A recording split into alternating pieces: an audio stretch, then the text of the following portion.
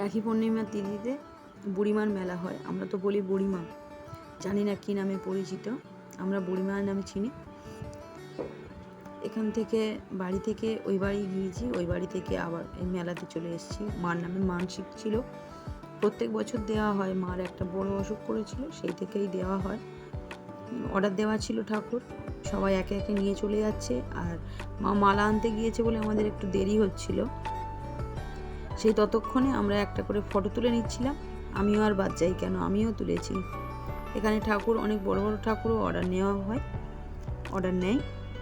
জানি না ঠিক নামটা কি, কিন্তু তসরলার সামনে থেকে গলিতে চলে যেতে হয়। একটা রাস্তা আছে বাঁদিকে।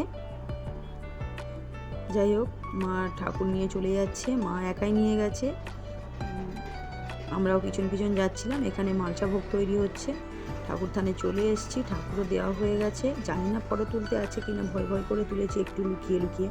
তারপরে দেখি না সবাই তুলছে, আর এত ভিড়, সবাই ঠাকুর নিয়ে আসছিল সন্ধ্যের টাইমে, এত ভিড় ছিল তাই ভালোভাবে ফটো তুলতেও পারিনি, ভিডিও করতে পারিনি। একটু এখানে ধূপবাতি দিয়ে দিলাম।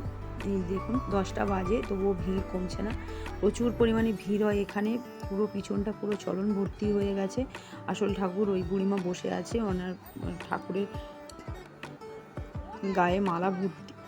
মেলাও বসেছে খুব। জেঠু হয়, জেঠু গানও শুরু করে দিয়েছে, সারা রাত গান হবে। প্রতি বছর ইনি ভালোভাবে দাঁড়াতে পারেন না, কিন্তু প্রতি বছর ঠাকুর স্বপ্ন দিয়েছে ওনাকেই করতে হবে, তাই বাধ্য হয়ে বসে বসেই করে। মেলাও ঘুরে নিলাম একটুখানি, ভালোভাবে ভিডিও করতে পারিনি।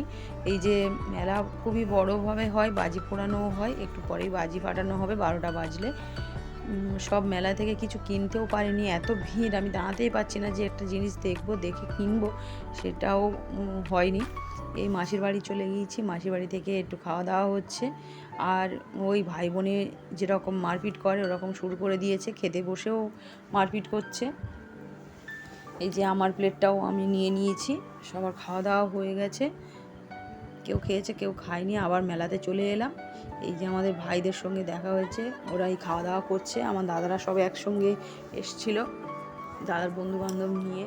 এই যে জিলিপি গজা টজা সবাই সব কিছু খাচ্ছে এদিক থেকে। এই যে বন্ধুবান্ধব, আমার বৌদি, সবাই একসঙ্গে এসছি। এসে একটু ঘুরে টুরে নিলাম, নিয়ে খাওয়া দাওয়া শুরু করে দিয়েছে। আমার বড়দার একটু শরীর খারাপ হয়েছিল, তাই বেশিক্ষণ দাঁড়ানো হয়নি। কয়েকটা বাজি ফাটানো হয়ে যাওয়ার পরেই আমরা বাড়ি চলে এসেছি। এদিকে বাজি ফাটানোও শুরু হয়ে গেছে। কেমন লাগলো অবশ্যই কমেন্ট করে জানাবেন।